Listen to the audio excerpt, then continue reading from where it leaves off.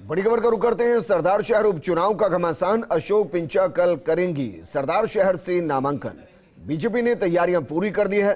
BJP के दिग्गज नेता इस दौरान मौजूद रहेंगे। उपनेता प्रतिपक्ष राजेंद्र राठौड़ बीजेपी की जीत को लेकर आशान्वित है।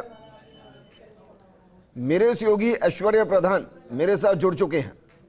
ऐश्वर्या, बीजेपी की क्या कुछ रणनीति है?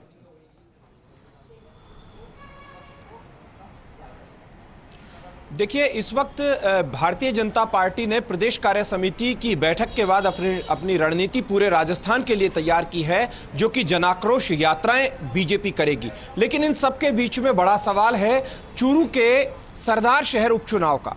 इससे पहले सुजानगढ़ का उपचुनाव हुआ था। चूंकि चूरू से ताल्लुक है तो और चूरू से भारतीय जनता पार्टी के दो प्रमुख नेताओं का गहरा ताल्लुक है। सतीश पूनिया की जड़ें चूरू से है तो राजेंद्र राठौड़ उपनेता प्रतिपक्ष हैं, वो भी चूरू से हैं, यानी कि उनका कर्म क्षेत्र बरसों से चूरू रहा है। ऐसे में अशोक पिंचा का नाम फाइनल है। कल वो नामांकन भरेंगे। उनसे हम बातचीत करते हैं राठौड़ साहब से कि कितने आश्वस्त हैं वो जीत को लेकर, कितने आश्वस्त नजर आते हैं जीत को लेकर। देखिए, अब उगते सूरज को लोग सलाम करते हैं, ये बात सही है। आने वाले का बोलबाला, जाने वाले का मुंह काला। सरकार आ रही है, दीवार पर लिखा हुआ साफ दिख रहा है, भारतीय जनता पार्टी प्रचंड बहुमत से आ रही है, कांग्रेस जा रही है। ये उपचुनाव दूसरे उपचुनाव से अलहदा होगा।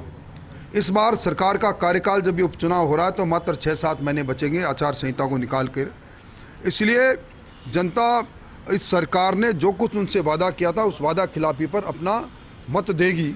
और जब वादा खिलाफी की बात आई है तो हर वर्ग सरकार को पीटने के लिए तैयार खड़ा है। राठौड़ साहब, आपने उगते सूरज की बात कही है। अर्जुन मेघवाल ने एक बात बोली है कि उगते सूरज को सभी सलाम करते हैं। सतीश पूनिया को उन्होंने उगता सूरज बनाया। आप भारतीय जनता पार्टी को लेकर बात कर रहे हैं, लेकिन सतीश पूनिया भी आपकी पार्टी में उगते सूरज है क्या? सतीश पूनिया तो पूर्ण सूरज है हमारी पार्टी में। आज की तारीख में हमारे अध्यक्ष है, उनका नेतृत्व चल रहा है। इसलिए मेरा कहने का आशय ये नहीं है। वो तो इस बात को लेकर मैं कह सकता हूं कि अब राजस्थान में किसी जगह पर किसी से भी बात कर लो, एक ही बात निकलती है। अंतर्द्वंद में फंसी सरकार ने पूरा अपना कार्यकाल अपनी कुर्सी को बचाने में मुख्यमंत्री जी कामयाब रहे, उसमें निकाला। आज सरकार को प्रतिपक्ष से ज़्यादा सरकार में बैठे उनके मंत्री ललकार रहे हैं। एक मंत्री ये कह देता है कि मेरा जिला नहीं बनाया तो अलविदा। दूसरा मंत्री ये कहते हैं कि सरकार के अंदर अगर यही सरकार रही तो हमें एक बोलेरो में जितनी सवारियां। अशोक पिंचा जो हैं वो कल नामांकन करेंगे, तो क्या कुछ कार्यक्रम आप लोगों ने तय किए हैं? क्या सभी नेता होंगे? निश्चित तौर पर नामांकन का दिन होगा, हम बड़ी रैली करेंगे और सब लोग जाकर नामांकन पत्र दाखिल करेंगे। तो उनका फाइनल माना जाए? फिलहाल अभी हाल फिलहाल मैं अधिकृत नहीं हूँ फाइनल घोषणा करने का, पर अगर नामांकन के लिए उनका मेरे पास टेलीफोन आया तो कहीं न कहीं से उनको संकेत होगा कि वो नामांकन कर रहे हैं। एक और महत्वपूर्ण सवाल है कि शिक्षा संबल योजना और कई योजना शिक्षा की है जिनको लेकर अभी सवाल के घेरे में सरकार को खड़े किया जा रहा है। तो इस तरीके के और कौन से मुद्दे होंगे जिनको आप उठाएं? देखिए, जिस प्रकार इस बार फिर वनपाल की परीक्षाओं में पेपर चोर फिर सिकंदर साबित हुए, फिर पेपर बाहर निकल गया, इसी तरह शिक्षा संबल के अंदर लाखों लोगों से आवेदन पत्र लेकर अब सरकार चेती कि इसमें आरक्षण की कमी रह गई। यानी सरकार सबजबाग दिखाती है, फिर उन सपनों को तोड़ती है। सरकार का बेरोजगारियों के साथ जिस प्रकार का निष्ठुर व्यवहार रहा है, आज हर बेरोजगार ठगा महसूस करता है। किसानों के प्रति जिस प्रकार व्यवहार रहा है, इन सारी बातों को लेकर और बड़ा सवाल राठौड़ साहब, एक तरफ हरीश चौधरी का बयान तो दूसरी तरफ राजेंद्र गुढ़ा का बयान। बीजेपी इस तरीके के बयान जो चल रहे हैं, खास तौर पर एक मुद्दा बहुत ज़्यादा चर्चाओं में है, ओबीसी आरक्षण जैसा मुद्दा की विसंगति है, इस तरीके की दलील दी जाती है। अब इसमें तो वही तो है, तेरी तू ही जाने तेने ही किया है कर्म ऐसा। इस सरकार के कर्मों की बात तो सरकार को ही देखनी पड़ेगी। मैं ये कह सकता हूँ कि भारतीय जनता पार्टी ने 2018 में जो परिपत्र जारी किया था उसमें किसी भी जाति, किसी समाज, किसी वर्ग का हित नहीं था।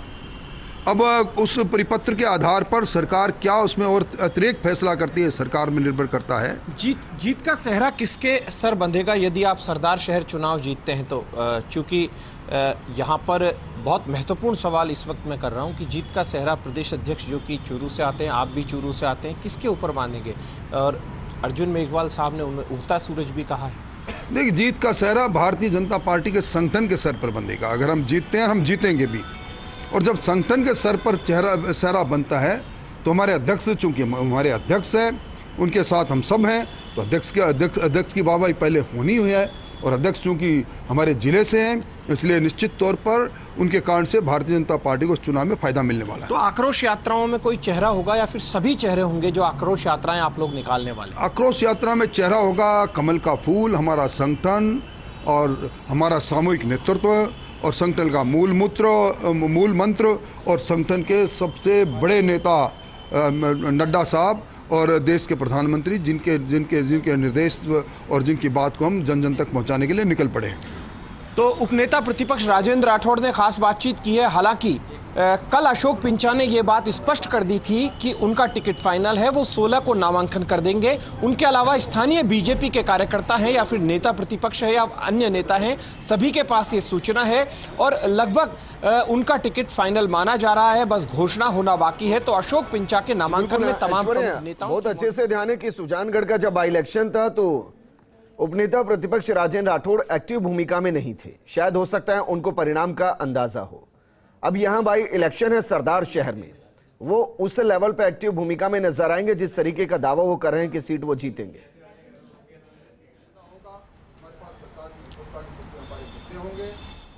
देखिए, राजेंद्र राठौड़, सतीश पूनिया हो या फिर नेता प्रतिपक्ष गुलाबचंद कटारिया, सभी दावा कर रहे हैं जीतने का। लेकिन गुलाबचंद कटारिया ने एक चीज़ बोली है, उन्होंने कहा कि यदि हम सभी लोग एक साथ जुटेंगे, उनके बयानों के गहरे मायने समझिए। उनके बयान हैं कि अर्जुन मेघवाल हो, मैं हूं, राजेंद्र राठौड़ हो, सतीश पूनिया, हम सब एक साथ से जुटेंगे तो हमारी जीत को कोई रोक नहीं सकता, हम 100% जीतेंगे।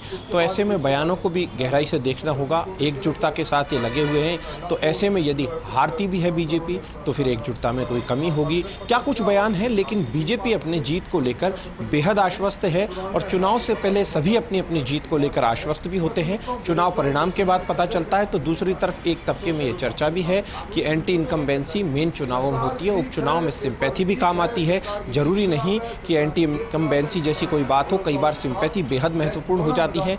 तो यहाँ पर हम इंतजार करेंगे कि प्रदेश अध्यक्ष सतीश पूनिया क्या कुछ कहते हैं, क्या कुछ बयान देते हैं, उनका भी इंतजार रहेगा। लेकिन इन सबके बीच में उपनेता प्रतिपक्ष राजेंद्र राठौड़ से जब हमने बातचीत की है तो वो बेहद आश्वस्त हैं। हालांकि सरकार को घेरने की पूरी तैयारी है, लगातार रोजाना सरकार को घेरते भी हैं। अब परीक्षाओं के माध्यम से सरकार को घेरा जा रहा है। लेकिन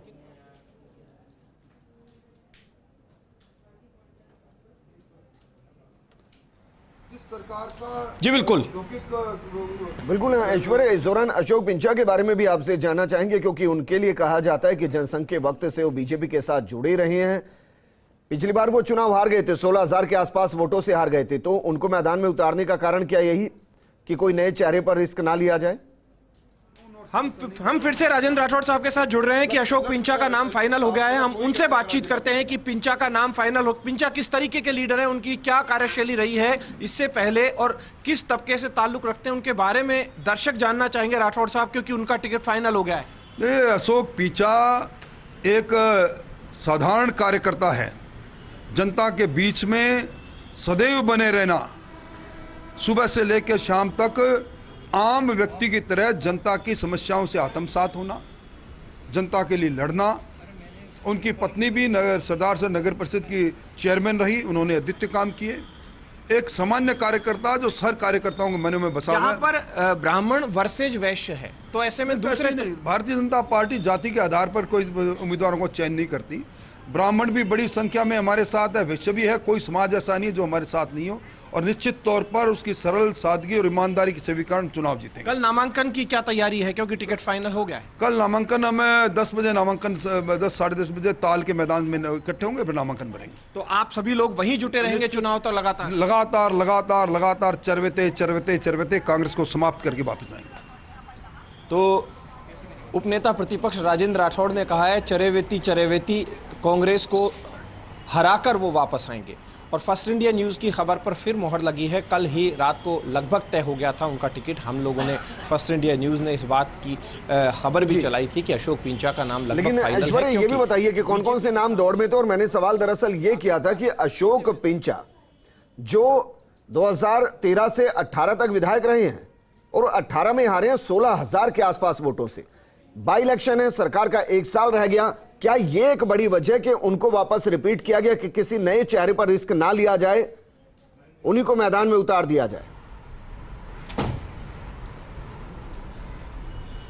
देखिए विजेंद्र, महत्वपूर्ण बात यह है कि अशोक पिंचा अच्छे से जानते हैं जो भी टिकट से चुनाव लड़ेगा तो उसके पास 1 साल है, और 1 साल में भी 6 महीने ऐसे हैं जब वो फील्ड में होगा। तो यदि वो जीतता है तो 1 से 2 महीने स्वागत सत्कार में बीत जाएंगे, फिर 3 महीने बचेंगे। 3 महीने में क्या कुछ कर लेगा वो अच्छे तरीके से जानेगा।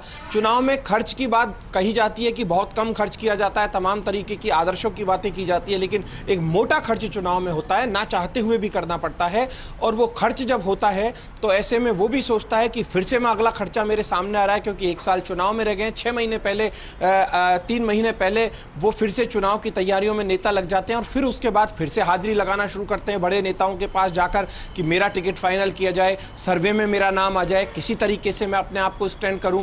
तो ऐसे में दूसरे जो लीडर्स थे उन्होंने थोड़ा सा कदम पीछे खींच लिया था, थोड़ा सा कदम। हालांकि वो टिकट मांग रहे थे, उनका मन ऊहा-पोह में था कि आखिरकार टिकट मांगे नहीं मांगे, चलो ताल तो ठोक देते हैं, नाम तो आ जाएगा। लेकिन अशोक पिंचा जो कि पुराने तजुर्बेकार हैं, पहले रह चुके हैं, उसके अलावा हारे भी हैं, तो ऐसे में उनका नाम आगे कर दिया गया है। लेकिन उनकी जीत को लेकर प्रदेश संगठन बेहद आश्वस्त है। सतीश पूनिया उनकी जीत को लेकर आश्वस्त है, राजेंद्र राठौड़ से हमने बातचीत की, गुलाबचंद कटारिया आश्वस्त है, पूरी पार्टी जीत को लेकर आश्वस्त है। लेकिन ठीक है ऐश्वर्य प्रधान, अब हमारे साथ बने रहिए क्योंकि हमारे साथ नेता प्रतिपक्ष गुलाबचंद कटारिया जी ही जुड़ गए हैं।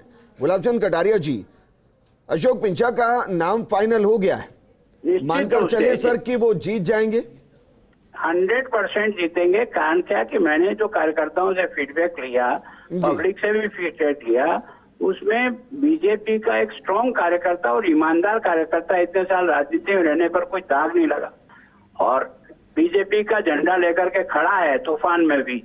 और इसलिए आपकी बात जो है ना, हम निश्चित रूप से एक न तो कोई 1 साल के लिए पारिवारिक जो है ना किसी को सहानुभूति की लहर आएगी, और उनके लड़के के बारे में मेरे से ज्यादा वहाँ के गली कूचे के सब लोग जानते हैं कि उनका लड़का किस काबिलियत से है।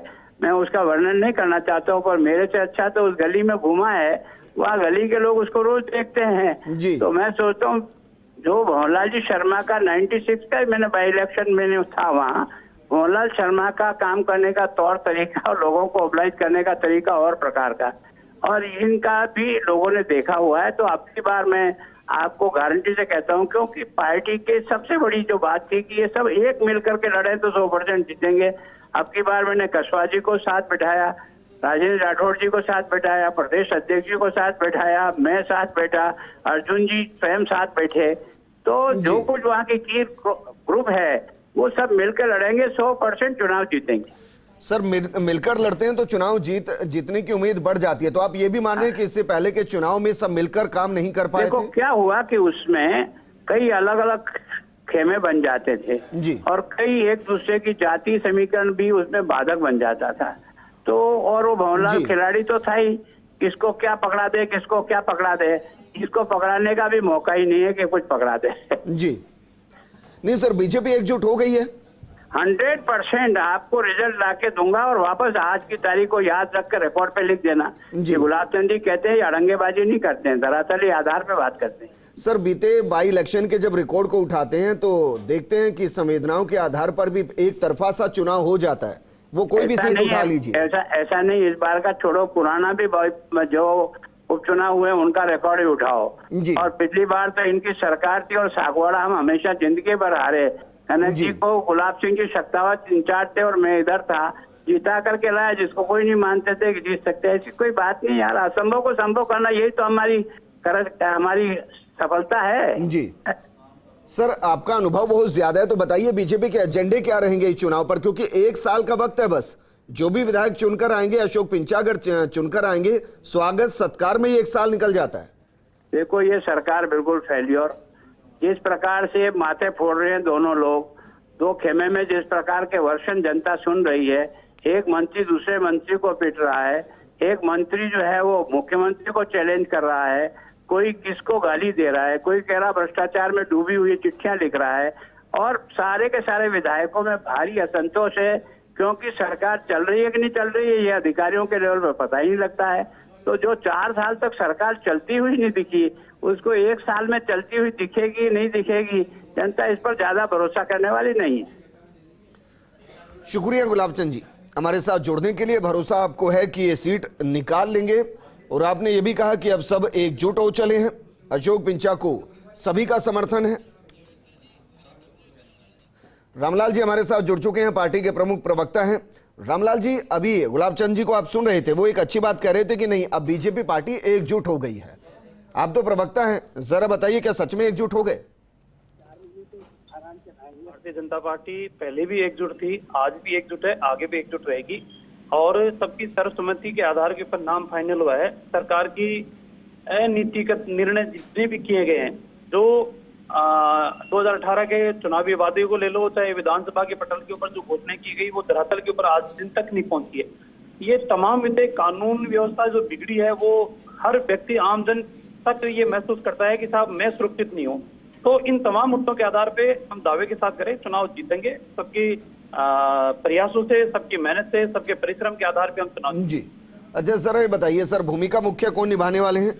प्रदेश अध्यक्ष भी सीकर से आते हैं, उपनेता प्रतिपक्ष भी वहीं से आते हैं, चूरू इलाके से आते हैं, और उन्होंने इससे पहले जब चुनाव हुआ था सुजानगढ़ की सीट पर बहुत एक्टिव भूमिका नहीं निभाई थी, और उन्होंने माना भी था इस बात को। शायद क्या इस बार वो एक्टिव नजर आएंगे? तमाम नेता सब एक्टिव रहेंगे और पूरे परिश्रम करेंगे, मेहनत करेंगे।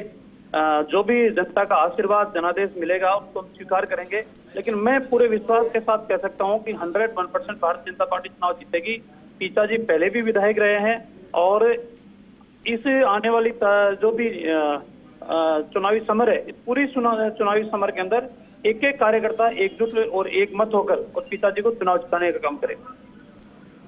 लेकिन पिंचा जी ने तो कहा था कि उनका चुनाव लड़ने का मन ही नहीं है। देखिए, तमाम कार्यकर्ताओं की भावनाओं को देखते हुए, वहां के समीकरणों को देखते हुए, तमाम नेताओं की जनभावनाओं को देखते हुए फिर निर्णय किया गया है। चुनाव किसी के भावनाओं से या किसी की इच्छाओं के अनिच्छाओं के आधार के ऊपर नहीं होता, सबकी सर्वसम्मति के आधार के ऊपर निर्णय होता है। और सबकी सर्वसम्मति ये थी कि चुनाव इस समर के अंदर निकाल सकते हैं तो ये निकाल सकते हैं। सरल व्यक्तित्व के धनी है, और जिनको कहते हैं कि समाज के अंदर एक मूल्यों की राजनीति करने वाले व्यक्ति हैं। रामलाल जी, आप मुख्य प्रवक्ता के साथ विधायक भी हैं, तो जरा बताइए कि जब संवेदनाएं किसी के साथ जुड़ जाती हैं तो चुनाव को लड़ना कितना मुश्किल होता है? देखिए, संवेदनाएं एक अलग विषय है, लेकिन संवेदनाओं के साथ साथ सरकार की अकर्मण्यता भी आम जन के अंदर महसूस है। और अगर निर्णय जनता इस प्रकार के करती रही, इस संवेदनाओं के आधार पे, भावनाओं के आधार पे चलते रही, तो जो सरकार 4 साल के अंदर जनता को दुखी और पीड़ित और परेशान करती रही है, उसका हौसला बढ़ने का काम करेगा। लेकिन रामलाल जी, राजसमंद के अंदर बीजेपी ने भी तो संवेदना के आधार पर ही टिकट दिया था, वरना दीप्ति माहेश्वरी एक्टिव पॉलिटिशियन थोड़ी ना थी। देखिए, मैं फिर उन शब्दों को दोहरा रहा हूँ विजेंद्र जी, अगर इस सरकार 4 साल के अंदर कोई काम करती और जनता उनके साथ जाती तो हमें कोई परहेज नहीं है कि जन समस्याओं निदान करने का काम क्या है। लेकिन 4 साल में तो जनता दुखी, परेशान और पीड़ित रही है ना। लेकिन बाई इलेक्शन में रामलाल जी इसका परिणाम तो दिखाई देता नहीं। अगर एक मैं राजसमंद की सीट को छोड़ दूं तो आप मुझे बताइए बीते 4 साल के कौन से बाई इलेक्शन में जीते हैं? बिल्कुल निश्चित रूप से विजेंद्र जी, आप जो कह रहे हो कि हमने सिर्फ राजसमंद के अलावा कोई सीट नहीं जीती है, लेकिन मैं पूरे विश्वास के साथ कह सकता हूं कि अगर जनता फिर भी अगर इसी तरीके का निर्णय करती है तो सरकार तो इसकी वाहवाही लूटने का काम करेगी। साहब, हमारी योजनाएं अच्छी है, हम जनता के लिए काम कर रहे हैं। तो मुझे पूरा विश्वास है कि जनता इन तमाम चीजों को देखकर, भावनात्मक मुद्दे से बुलाकर सरकार की क्या नीति रही है, क्या नियत रही है, उसके आधार के ऊपर फैसला करेगी। इसके बाद सीधा 2023 का चुनाव होगा। आप मान रहे हैं कि सीट सिर्फ एक है, लेकिन इस सीट पर बीजेपी का बहुत कुछ टिका हुआ है। अगर यहाँ हारती है बीजेपी, जैसे कि बाई इलेक्शन में हार रही है, तो वहां से एक अलग संदेश बीजेपी के अंदर भी जाएगा। देखिए विजेंद्र जी, हम तो 2 सीटों से अपना राजनीतिक सफर शुरू करने वाले लोग हैं, इसलिए हार और जीत उससे हमारे कोई फर्क नहीं पड़ता। लेकिन हम पूरा प्रयास करेंगे कि जनता को समझाने का प्रयास करें कि 4 साल के अंदर किस तरीके के शासन के तंत्र का संचालन करने का काम कांग्रेस ने किया है, वो जनता को समझाने का प्रयास करेंगे। और हमें पूरा विश्वास है जनता हमारी बात को समझकर और भारतीय जनता पार्टी के उम्मीदवार को चुनाव जिताएगी। अंतिम सवाल आपसे, क्योंकि माना जा रहा है अनिल शर्मा, उनसे मुकाबला होगा अशोक पिंचा का, दोनों की राशि एक ही है, अनिल और अशोक, लेकिन वहां संवेदनाएं हैं, और संवेदनाओं के साथ जब मास्टर भंवरलाल शर्मा जी बीमार थे तो वो एक्टिवली उन सभी चीजों को देख भी रहे थे, तो उनका कनेक्शन है पब्लिक के साथ, ऐसा नहीं है कि कनेक्शन नहीं है। देखिए, कनेक्शन सभी का होता है। कनेक्शन में पिताजी भी विधायक भी रहे हैं, विधायक नहीं होने के उपरांत भी जनता से उनका सतत संपर्क है। तो ये आधार नहीं है। आधार जनता को हम ये समझाएंगे कि 4 साल के अंदर सरकार ने क्या किया और क्या नहीं किया, जनता के हित में क्या किया और क्या नहीं किया। हमारी सरकार थी तो वेलफेयर की योजनाएं धरातल तक पहुंच रही थी। ये सरकार की तो कोशिश नहीं। अब आप कल ही देख लो ना, विजेंद्र जी, 93,000 विद्या संबल योजना के तहत आवेदन मांगे गए, 5 लाख से अधिक आवेदन आए। अब उनको एन वक्त के ऊपर निरस्त करने का काम किया। जितनी भी भर्तियां हो रही है, सारी भर्तियों के अंदर धांधली है। तो युवा परेशान है, पीड़ित है। अगर इस तरीके के भावनात्मक मुद्दे के ऊपर जाके निर्णय करेंगे मतदाता, तो मेरे ख्याल से सरकार का हौसला अफजाई करने का काम करेंगे। जी, रामलाल जी, शुक्रिया हमारे साथ जुड़ने के लिए, बातचीत करने के लिए। हमारे साथ पॉलिटिकल एडिटर योगेश शर्मा जी भी जुड़ गए हैं। योगेश जी, मानकर चलें कि फर्स्ट इंडिया ने तो खैर पहले ही बता दिया था कि अशोक पिंचा का नाम लगभग फाइनल है, उस पर आज मोहर भी लग गई है, लेकिन क्या आप ये मान रहे हैं कि बीजेपी बाई इलेक्शन के उस पैटर्न को तोड़ पाएगी जो बीते सालों के अंदर दिखाई दिया है? सिर्फ एक राजसमंद को छोड़ दे तो कहीं बहुत ज्यादा बाई इलेक्शन में बीजेपी दिखाई नहीं दी। चलिए योगेश जी, मैं आपको जोड़ूंगा, लेकिन उससे पहले अशोक पिंचा जी हमारे साथ जुड़ गए हैं। अशोक पिंचा जी, सबसे पहले तो आपको ढेर सारी शुभकामनाएं टिकट के लिए सर, और अग्रिम बहुत बहुत शुभकामनाएं साहब। सर, इस चुनाव को आप कैसे देख रहे हैं, क्योंकि बाकायदा वहां से विधायक रह चुके हैं और पिछले चुनाव में हारे थे, ठीक है, 16,000 वोटों से, लेकिन उस पार्टी उस जो एक मेजर डिफरेंस है उसको कैसे पूरा करेंगे? ऐसा है कि 4 साल में कांग्रेस का राज आने के बाद में सदार शहर में कोई विकास के कार्य नहीं हुए। चारों तरफ हाहाकार मचा हुआ है, भ्रष्टाचार प्रकाष्ठा पर है।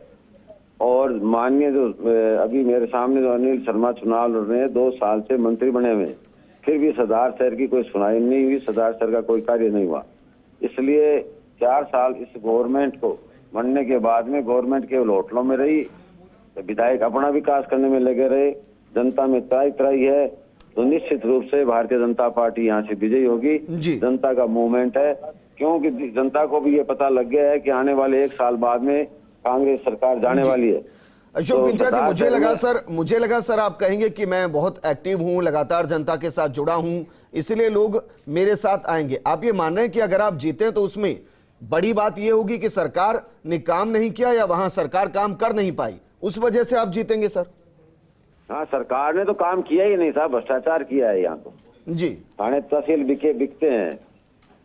मतलब क्या है कि हर एमएलए को गहलोत ने अपनी सरकार कायम रखने के लिए एमएलए को छूट दे दी। छूट का फायदा ये उठाया कि भ्रष्टाचार प्रारंभ हो गया। तो सर आप तो अब प्रत्याशी हो गए, हो सकता है विधानसभा में भी दिखाई दे। आप जो भी कह रहे हैं क्या वो सबूत के आधार पे कह रहे हैं, बस ऐसे ही जो आरोप लगाते हैं एक दूसरे पर नेता उस आधार पर? नहीं, ऐसा है, आरोप लगाने की आवश्यकता नहीं है। आप इतने बड़े चैनल के मालिक हो, एक आम जनता से सर्वे करवा लीजिए, पता लग जाएगा कि कहाँ भ्रष्टाचार की जड़ें मजबूत हुई या नहीं हुई।